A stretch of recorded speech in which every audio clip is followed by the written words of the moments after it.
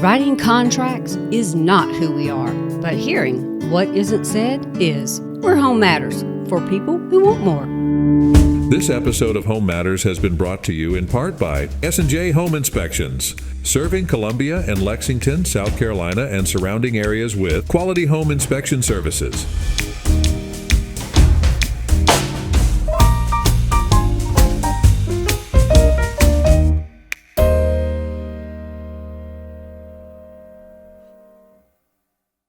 Hey guys, I've got with me today Tim and Scott, S&J Inspections. They're going to give us some good tips and advice for all the homeowners out there on, let's talk about roofs and attics.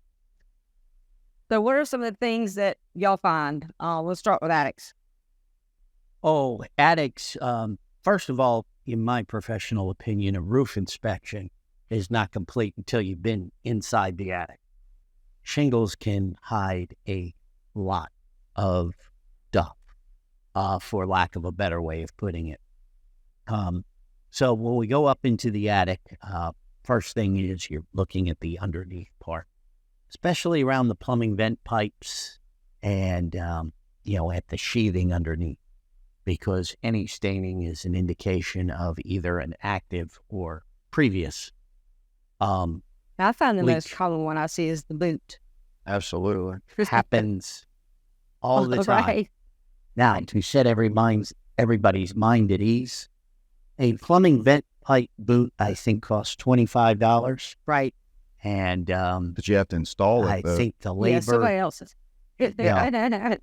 is basically anyone that's brave enough to get up and walk on the roof. It's not very difficult. So, no, this does not mean the entire roof needs to be replaced. Unless you don't take care of it. Unless you don't take care And of then it. you've got a problem. That's right. Well, then that damage does tend to want to Right. spread to the sheathing. And, once that piece of plywood is over 50% compromised, it's probably going to be told that it needs to be replaced. And now expenses and stuff have gone up. And I don't know the statistics on this. You probably know better than I do, but I find beautiful metal roofs end up having more of the boot problems a lot of the times than, and I think it's because whatever they seal it with, it's up on that metal, it tends to dissolve a lot faster, I guess, than with our, true asphalt shingles. And this is why it's so important, like I said, to get up in the attic. Right. Yeah. And it No, also, you can't walk the entire attic, but at a bare minimum, You can see, though. Yeah. you Yeah. can see from the attic access point very, very thoroughly and completely. yeah. So not only the outside of the roof, but in the attic. And while you're in the attic, it'll also help you kind of inspect what's going on there. I know, sometimes you have fallen or lack of your insulation. That's one, which will help on your electricity bill for sure. Mm-hmm. But there are other things in the attic too. You could have critters, other kind of things. But what else do y'all see in the attic? Not only home inspection, but let's go to an existing home. Fire damage, Yeah, electrical. Yeah. electrical fire damage.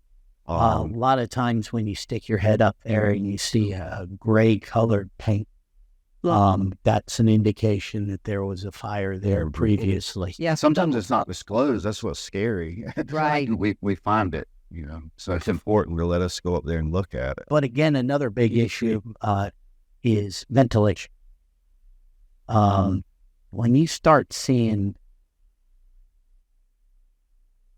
fungi, mold type growth, a lot of times that's an indication that this roof is not breathing properly. Correct. Yeah. And not only does the mold and or fungi, whatever it turns out to be, needs to be addressed. This has cost the homeowner a lot of energy costs, because day like today, easily 115, 120 inside an attic. The house will be set at 75, 76, whatever the air conditioning is set at. that hot air is Basically, the house is sweating. Right. Yes. Yeah. That's right. Bottom line, your house is sweating. It needs ventilation. and then of course you see the roof support system up in the attic. So sometimes when we're looking at a roof, we will see little dips, swales, indentations, what have you.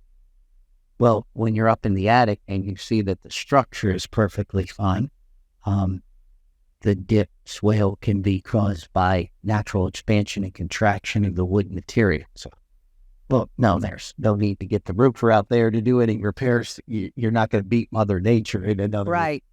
But, you go up there and you see a broken truss or rafter or something like that. Now we have a completely different Right. scenario going on. So the attic is very important. As far as the outside of the roof, condition of the shingles is mainly what we're looking at.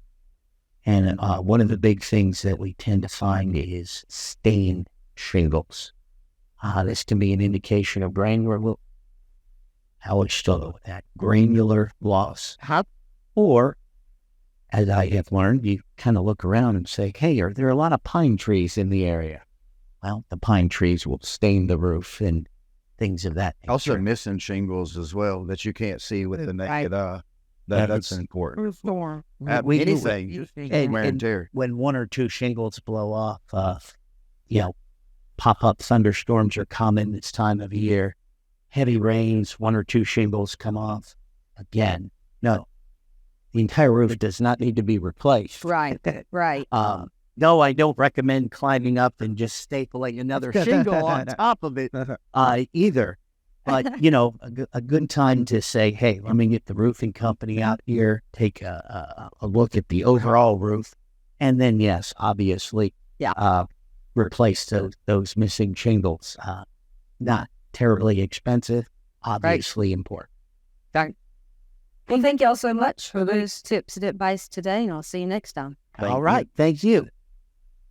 This episode of Home Matters has been brought to you in part by S&J Home Inspections, serving Columbia and Lexington, South Carolina, and surrounding areas with quality home inspection services.